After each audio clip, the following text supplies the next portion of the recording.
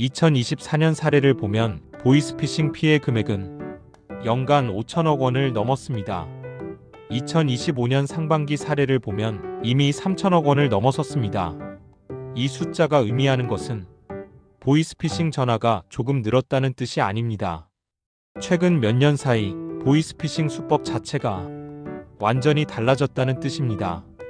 그래서 오늘은 예전에 많이 알려졌던 이야기 말고 2024년과 2025년 사례를 기준으로 최근 실제로 급증하고 있는 신종 보이스피싱 수법을 차분하게 정리해 보려고 합니다. 요즘 전화를 받으면 괜히 마음이 불편해진다는 분들, 이 영상을 끝까지 보시면 어떤 전화는 신경 쓰지 않아도 되는지, 어떤 경우에 멈춰야 하는지 분명한 기준을 가져가실 수 있을 겁니다. 먼저 전체 흐름부터 말씀드리겠습니다. 최근 보이스피싱은 전화 한 통으로 끝나지 않습니다. 대부분 그 다음 단계가 있습니다. 2024년 이후 피해 사례를 분석해보면 공통적으로 등장하는 변화가 하나 있습니다. 바로 악성 앱 설치입니다. 검찰, 경찰, 금융감독원, 국민건강보험공단, 국세청 등을 사칭하며 전화를 걸고 사건 조회, 본인 확인, 자산 보호 프로그램이라는 이름으로 앱 설치를 요구하는 경우가 2024년부터 급격히 늘었습니다. 이 앱이 설치되면 문자 메시지, 통화 내역, 심지어 내가 거는 전화까지 중간에서 가로채는 일이 가능해집니다. 그래서 피해자분들 중에는 번호가 진짜라서 믿었다. 내가 직접 확인 전화를 한 줄 알았다. 이렇게 말씀하시는 분들이 많습니다.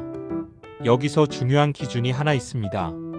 어떤 이유든 전화로 앱 설치를 요구하면 그 순간부터 의심하셔야 합니다. 공공기관은 전화로 앱 설치를 요구하지 않습니다. 이건 예외가 없습니다. 다음으로 많이 늘어난 수법은 기관 번호 조작입니다.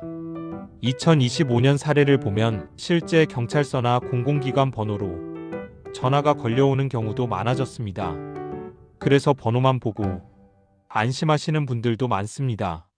하지만 번호가 진짜라고 해서 전화 내용까지 진짜는 아닙니다. 최근 피해 사례에서 가장 많이 나오는 말이 바로 이겁니다. 번호를 확인해 보셔도 됩니다. 공식 기관입니다.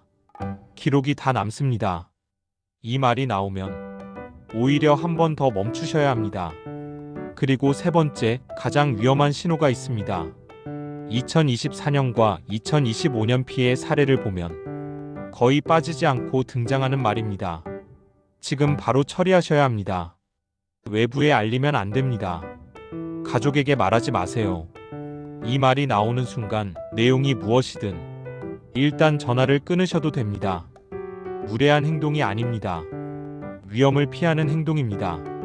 그럼 이런 상황에서 어떻게 대응하면 좋을까요? 기준은 아주 단순합니다. 첫째, 전화로는 어떤 결정도 하지 마십시오. 둘째, 전화를 끊고 가족에게 먼저 물어보십시오. 짧은 통화 한 번이면 충분합니다. 셋째, 정말 확인이 필요하다면 해당 기관의 공식 번호로 직접 다시 전화하십시오. 금융감독원은 1332, 경찰은 112입니다. 이 세 가지만 지켜도 최근 사례에서 발생한 대부분의 피해는 막을 수 있습니다. 보이스피싱 피해자분들이 가장 많이 하시는 말이 있습니다. 그땐 왜 혼자 판단했는지 모르겠습니다. 우리는 당황하면 평소보다 판단력이 크게 떨어집니다. 그래서 혼자 결정하지 않는 것, 이게 가장 중요한 예방입니다. 오늘 이야기한 내용을 다시 한번 정리해 드리겠습니다. 첫째, 2024년 이후 보이스피싱 수법은 완전히 달라졌습니다. 둘째, 전화로 앱 설치를 요구하면 무조건 의심하셔야 합니다.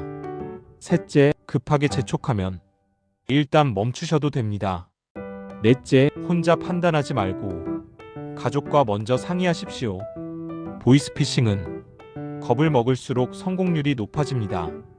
반대로 기준을 알고 있으면 대부분 아무 일도 일어나지 않습니다. 앞으로도 헷갈리고 불안한 뉴스가 있을 때 연도와 기준을 중심으로 차분히 정리해 드리겠습니다. 여기는 우리 뉴스입니다.